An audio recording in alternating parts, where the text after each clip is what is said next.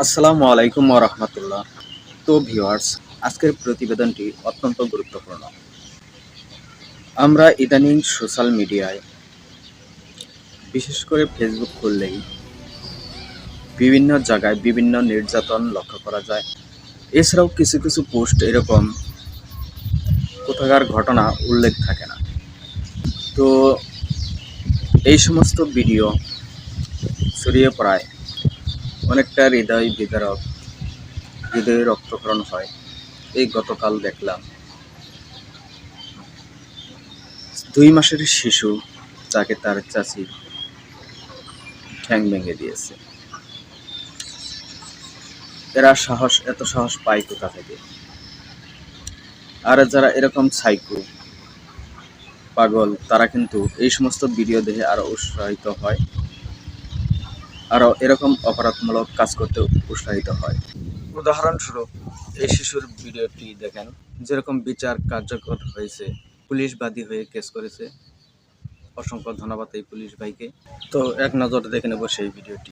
ঘুমন্ত শিশু রিজিককে রেখে মা ওয়াশরুমে গেলে শিশুটির পা মুচড়ে দিয়ে দৌড়ে পালিয়ে যাচ্ছেন তার আপন চাচি লতা বেগম। নরসিংদীর আমদিয়া ইউনিয়নের এই নিষ্ঠুর ঘটনা ছড়িয়ে পড়ার পর থেকে সমালোচনার ঝড় বইছে দেশ জুড়ে।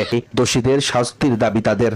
একটা মহিলা ভাই গিয়া দুইবার করে আমার পাওয়ার মধ্যে মুসুন দিছে, মুসুন আবার গেছে, দৌড়াই পড়ছে, আবার গেছে। বাচ্চারা এরকম করার কথা না, বাচ্চারা এরকম করার কথা না। এদিকে পরিবারের নানা নাটকীয়তার মাঝেও মঙ্গলবার রাতে নিজ দায়িত্বে স্থানীয় উপজেলা প্রবেশন অফিসার বাদী হয়ে লতা বেগম সহ 3 জনকে আসামি করে মামলা দায়ের করেন।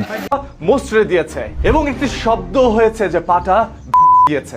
একজন আপন চাচি কিভাবে পারলো 2 মাসের একটি ছোট্ট বাচ্চার পা এইভাবে শেষ করে দিতে? আমি ভিডিওটি দেখার 24 ঘন্টা পরই এই তথ্য পেয়েছি যে বিচার কার্যক্রম শুরু হয়েছে। তো অত্যন্ত ভালো লাগলো। আবারও অসংখ্য ধন্যবাদ এই পুলিশ ভাইকে। তো এরকম প্রত্যেকটি বিচার আমরা চাই।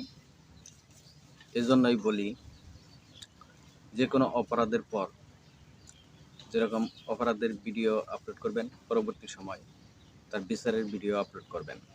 তাই যদি যেরকমটা অপরাধের ভিডিও আপলোড করা হয়, সেরকমভাবে আইনের আওতায় এনে তাদের বিচার কার্যকর, বিচারের ব্যবস্থার পর সেই বিচারের ভিডিও আপলোড করা উচিত পরবর্তী সময়,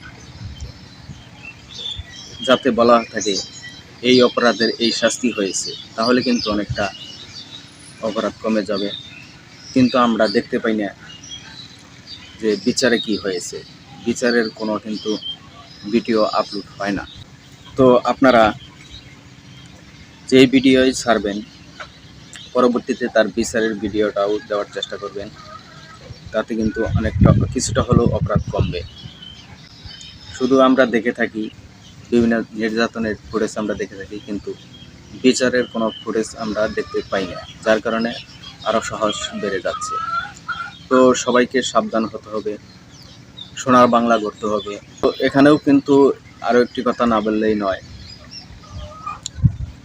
যখন শুধু অপরাধের ভিডিও আপলোড করা হয়, তখন কিন্তু সরকারের ঘাড়ে গিয়েও দোষ পড়ে যে বিচার হচ্ছে না। কিন্তু বিচার যেগুলো হচ্ছে, সেই বিচারের ফুটেজ কিন্তু আপলোড করা হচ্ছে না। সোশ্যাল মিডিয়ার মাধ্যমে ছড়িয়ে দেওয়া হচ্ছে বিভিন্ন অপরাধমূলক ভিডিও, কিন্তু তাদের কোনোটাই পরবর্তী যে বিচারের ব্যবস্থা করার পর সেই বিচারের ভিডিও আপলোড হচ্ছে না। এজন্যই কিন্তু সরকারের উপরে অনেকটা ক্ষুব্ধ মানুষ যে কোনো বিচার হচ্ছে না। কিন্তু বিচারের ভিডিওগুলো কিন্তু আপলোড করা উচিত। তো আপনার মতামত কি অবশ্যই কমেন্টে জানাবেন। ইউটিউব এবং ফেসবুক যেখান থেকেই দেখে থাকেন অবশ্যই কমেন্টে জানাবেন।